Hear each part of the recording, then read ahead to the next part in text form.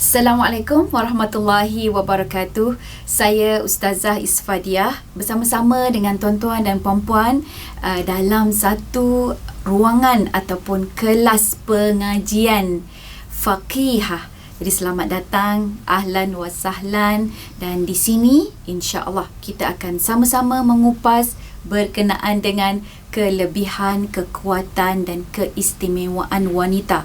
Kita perlu menjadi wanita yang berilmu. Kita harus menegakkan diri kita ini dengan cara yang Allah suka, dengan cara baginda Nabi Muhammad sallallahu alaihi wasallam tunjukkan dan bimbing, ya.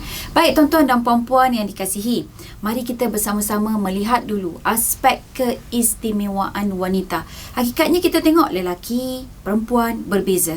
Memang sangat berbeza. Daripada sudut fizikal pun berbeza, daripada sudut suara kita dengar pun berbeza, pemikiran juga berbeza. Persoalannya, mengapa ada perbezaan ini? Dan apa perlunya perbezaan ini? Tuan-tuan dan puan-puan, kalau kita kembali balik ya kepada penciptaan Nabi Adam alaihi salam. Pada awalnya memang Allah menciptakan hanya Nabi Adam alaihi salam yang merupakan khalifah Allah di atas muka bumi ini. Nabi Adam sebagai pengganti Allah, menjaga, mengurus, mengharmonikan serta mengembangkan bumi ini. Dan waktu itu Nabi Adam AS hidup dalam syurga. Dan di saat Nabi Adam AS mengetahui misinya adalah sebagai khalifah, dan pada saat dia hidup dalam nikmat syurga, dan dia terfikir bahawa dia memerlukan teman, ya? Dia memerlukan seorang teman. Dan akhirnya Allah ciptakan teman yang baik kepada Nabi Adam AS. Dan secara mudahlah kita katakan, peneman ini bukan calang-calang peneman. Peneman yang telah diciptakan oleh Allah Subhanahu Wa Taala bukan daripada kaum lelaki, tetapi daripada kalangan kaum wanita yang kita kenal nenda atau ibunda kita, iaitulah Siti Hawa.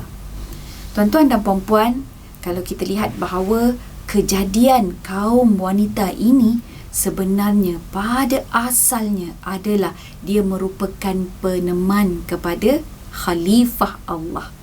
Maka apabila peneman kepada khalifah Allah, mari kita lihat faktor apakah yang peneman itu perlu ada.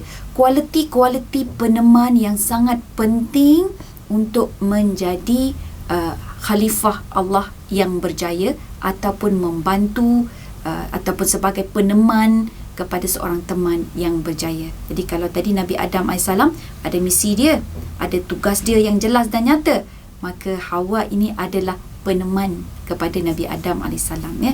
Dan ringkasnya, peneman ini dia membantu untuk melangsungkan tugas itu, ya, tugas khalifah itu dalam urusan seperti zuriat. Maka keturunan itu perlu dididik, perlu diajar, perlu dibimbing supaya mewarisi tugas-tugas khalifah.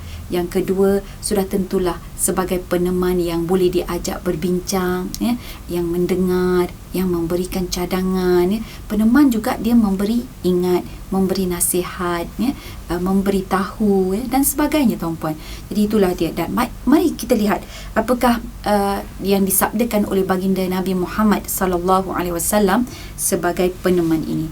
Dalam sebuah hadis yang diriwayatkan oleh Imam Bukhari dan Muslim, mafhum hadis tersebut, sabda baginda sallallahu alaihi wasallam, teman yang baik dan teman yang tidak baik itu diumpamakan seperti pembawa kasturi dan juga peniup api. Si pembawa kasturi yang bawa wangi ni kan, mungkin memberikan kasturi itu kepada kamu, atau kamu dapat membelinya, atau kamu dapat menghidu baunya yang wangi.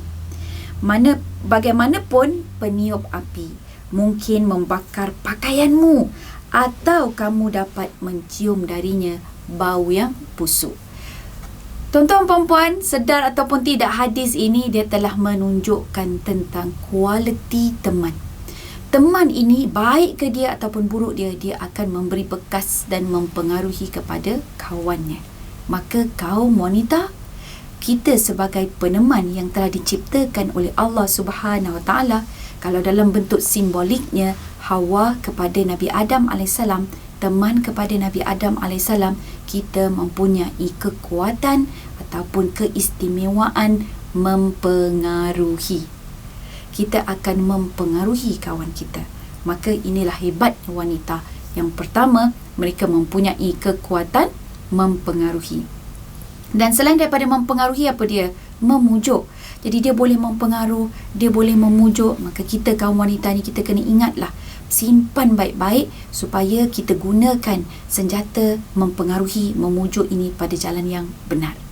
Baik, yang kedua adalah saya nak petik tuan-tuan perempuan keistimewaan wanita ini menurut perspektif Saidina Umar radhiyallahu an.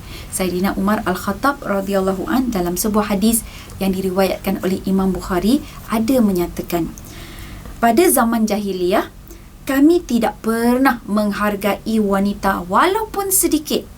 Akan tetapi setelah datangnya Islam dan Allah sering menyebut-nyebut tentang kaum wanita, barulah kami sedar bahawa mereka mempunyai hak ke atas kami. Baik, daripada hadis ini, Saidina Umar meletakkan ataupun highlight tentang bahawa wanita ini mempunyai hak yang perlu dijaga, dibela, dilindungi dan diperjuangkan oleh kaum lelaki.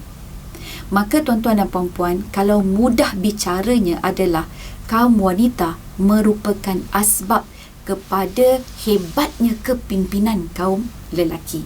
Kalau tidak ada wanita, agak-agak kaum lelaki tuan-puan, dia tidak ada rasa bersemangat nak melindungi, nak membela, nak bersungguh-sungguh, ya. Tak ada, sebab pada dia semua relax.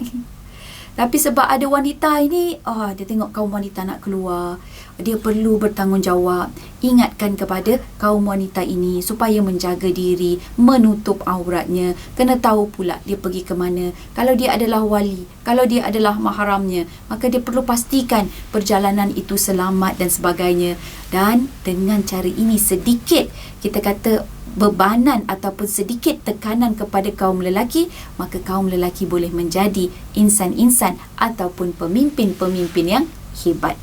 Maklumlah tuan-puan, kita kadang-kadang terasa tertekan ni macam sudahlah, lemahlah kita. Tapi tidak, ternyata tekanan sering akan menghasilkan sesuatu yang baik. Contohnya permata, batu-batu kan, emas dan sebagainya. Mereka ini perlu dihasilkan melalui beberapa tekanan, baru kualiti dia bagus. Begitu juga kalau kita nak mengasah pensel, kita nak asah pensel, dia perlu melalui satu situasi yang sangat menekannya. Kita akan hiris kulit pensel tersebut kan, suatu benda yang tertekan, sesuatu benda yang menyakitkan, tapi akhirnya terhasil suatu perkara yang sangat indah. Keluar dia punya karbon tajam, boleh menulis. Begitu juga dengan kaum lelaki. Maka kaum lelaki ini kepimpinannya sebenarnya dengan asbab nak menjaga hak-hak wanita.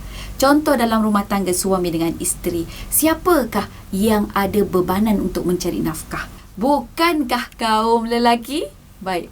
Jadi kaum lelaki ini perlu mencari nafkah. Dia perlu keluar, bekerja dan sebagainya. Maka dia akan menjadi insan yang sihat, menjadi insan yang kreatif, insan yang sentiasa berusaha, tidak malas, tidak goyang kaki, dia tidak lembab pemikirannya, tapi dia sentiasa aktifkan diri dia untuk demi menjaga hak-hak kaum wanita. Masya Allah kan, sebab kaum wanita ini adalah kaum yang lemah. Dan akhir sekali adalah di mana perempuan ini merupakan penenang, memberi ketenangan kepada bukan saja kaum lelaki, tetapi ketenangan kepada semua pihak, anak-anak, satu keluarga dan sebagainya. Sebagaimana yang disebutkan oleh Allah Subhanahu Wa Taala dalam surah Al-A'raf ayat 189, firmanullah, a'udzubillahi minasyaitonirrajim, allazi khalaqakum min nafsin wahidah wa ja'ala minha zawjaha liyaskuna ilaiha. Mafhumnya, dan dialah Allah yang menciptakan kamu dari diri yang satu, dan daripadanya dia menciptakan isterinya. Jadi tuan-tuan dan puan-puan, Allah menciptakan Nabi Adam dan kemudian Allah menciptakan isterinya. Tujuannya untuk apa? Liyaskuna ilaiha, agar dia merasa senang kepadanya. Maka wanita, kita adalah penenang, kita memberikan khabar gembira, kita memberikan kedamaian dan keharmonian pada sesebuah rumah tangga dan keluarga. Sekian, begitulah keistimewaan wanita. Wassalamualaikum warahmatullahi wabarakatuh.